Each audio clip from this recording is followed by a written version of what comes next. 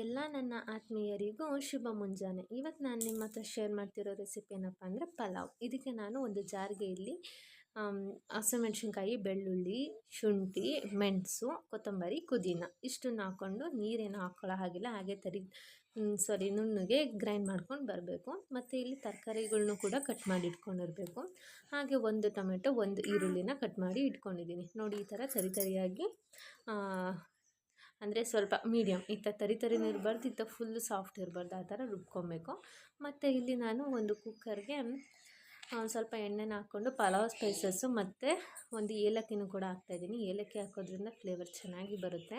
ಹಾಗೆ ಸ್ವಲ್ಪ ಸಾಸಿವೆ ಹಾಕಿ, ಸಾಸಿವೆ ಚಟಪಟ ಸಿಡಿದ್ಮೇಲೆ ಒಂದು ಸಣ್ಣ ಈರುಳ್ಳಿನ ಕಟ್ ಮಾಡಿ ಇಟ್ಕೊಂಡಿದ್ದೆ, ಅದನ್ನು ಕೂಡ ಹಾಕ್ಕೊಂಡು ಕಲರ್ ಸ್ವಲ್ಪ ಚೇಂಜ್ ಆಗೋವರೆಗೂ, ಈರುಳ್ಳಿ ಎಲ್ಲ ಸಾಫ್ಟ್ ಆಗೋವರೆಗೂ ಚೆನ್ನಾಗಿ ರೋಸ್ಟ್ ಮಾಡ್ಕೊಬೇಕು.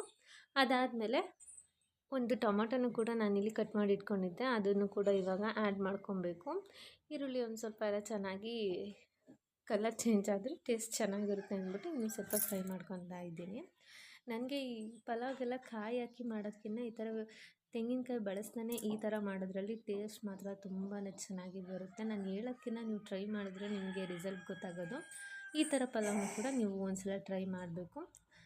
ನೋಡಿ, ಇಲ್ಲಿ ಟೊಮೊಟೊನೂ ಕೂಡ ಆ್ಯಡ್ ಮಾಡ್ಕೊಂಡಿದ್ದೀನಿ. ಹಾಗೆ ಒಂಚೂರು ಉಪ್ಪನ್ನು ಕೂಡ ಆ್ಯಡ್ ಮಾಡ್ಕೊತೀನಿ. ಬೇಗನೆ ಟೊಮೊಟೊ ಮತ್ತು ಈರುಳ್ಳಿ ಎಲ್ಲ ಸಾಫ್ಟ್ ಆಗುತ್ತೆ ಅಂದ್ಬಿಟ್ಟು ಅದು ಸ್ಕಿಪ್ ಆಗಿದೆ. ಒಂದೇ ಒಂದು ಚಿಟಿಕೆ ಅಷ್ಟು ಹಾಕ್ಕೊತೀನಿ, ಅವೆರಡು ಚೆನ್ನಾಗಿ ಬೇಗ ಕುಕ್ ಆಗಲಿ ಅನ್ನೋ ಕಾರಣಕ್ಕೆ. ಇದಾದಮೇಲೆ ನಾನಿಲ್ಲಿ ಉದ್ದುದಕ್ಕೆ ಕಟ್ ಮಾಡಿ ಇಟ್ಕೊಂಡಿದ್ದೆ ತರಕಾರಿಗಳನ್ನ, ಕ್ಯಾರೆಟು, ಆಲೂಗೆಡ್ಡೆ ಮತ್ತು ಗೆಡ್ಡೆಕೋಸು ಇವನ್ನು ಹಾಕ್ಕೊಂಡು ಒಂದು ಸ್ವಲ್ಪ ಅರಿಶಿನ ಪುಡಿ ಮತ್ತು ಈ ತರಕಾರಿ ಬೇಯೋದಕ್ಕೆ ಒಂದು ಸ್ವಲ್ಪ ಉಪ್ಪು ಇಷ್ಟನ್ನು ಹಾಕ್ಕೊಂಡು ಚೆನ್ನಾಗಿ ಕೈ ಆಡಿಸ್ಕೊಂಡು ಬರಬೇಕು. ಈ ಥರ ತರಕಾರಿಗಳನ್ನ ಹಾಕಿದ್ಮೇಲೆ ಏನಿಲ್ಲ ಅಂದರೂ ಒಂದು 5 ನಿಮಿಷ ನಾನು ಚೆನ್ನಾಗಿ ಕೈ ಆಡ್ತಾ ಇರಬೇಕು. ಆವಾಗ ತರಕಾರಿ ಎಲ್ಲ ಹಸಿ ಸ್ಮೆಲ್ಲೆಲ್ಲ ಹೋಗ್ಬೇಕು, ಆವಾಗಲೇ ಅದು ಒಂಥರ ಫ್ಲೇವರ್ ಚೆನ್ನಾಗಿ ಬರುತ್ತೆ. ನೋಡಿ, ಈ ಥರ ಎಲ್ಲ ಒಂದು ಸ್ವಲ್ಪ ಸಾಫ್ಟ್ ಆಗುತ್ತೆ ತರಕಾರಿ. ಇದಾದಮೇಲೆ ನಾವು ರುಬ್ಬಿಟ್ಕೊಂಡಿರ್ತೀವಲ್ಲ ಖಾರ, ಅದನ್ನು ಕೂಡ ಹಾಕ್ಕೊಂಡು ಹಸಿ ವಾಸನೆ ಹೋಗೋವರೆಗೂ ಅದನ್ನು ಕೂಡ ಫ್ರೈ ಮಾಡ್ಕೊಬೇಕು. ಒಂದು 2 ನಿಮಿಷ ಕೈ ಆಡಿಸಿದ್ರೆ ಸಾಕು, ಬಿಸಿಗೆ ಬೇಗನೆ ಹಸಿ ವಾಸನೆ ಎಲ್ಲ ಹೊರಟೋಗ್ಬಿಡುತ್ತೆ. ನೆಕ್ಸ್ಟ್ ನಾನಿಲ್ಲಿ ಮಾಮೂಲಿ ಅಕ್ಕಿನೇ ಬಳಸಿರೋದು, ನೀವು ಯಾವ ಅಕ್ಕಿನಾದರೂ ಬಳಸ್ಬೋದು. ಅಕ್ಕಿನ ಒಂದು ಪಾವಷ್ಟು ಅಕ್ಕಿನ ತೊಳೆದಿಟ್ಕೊಂಡಿದ್ದೆ, ಅದನ್ನು ಕೂಡ ಹಾಕ್ಕೊಂಡು ಚೆನ್ನಾಗಿ ಮಿಕ್ಸ್ ಮಾಡ್ಕೊಳ್ತಾ ಇದ್ದೀನಿ.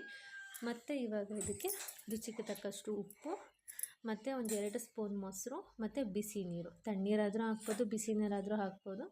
ಇಷ್ಟನ್ನು ಹಾಕ್ಬಿಟ್ಟು ಒಂದು ವಿಷಲ್ ತೆಗೆಸಿದ್ರೆ ಸಾಕು, ಪಲಾವು ರೆಡಿ ಆಗುತ್ತೆ.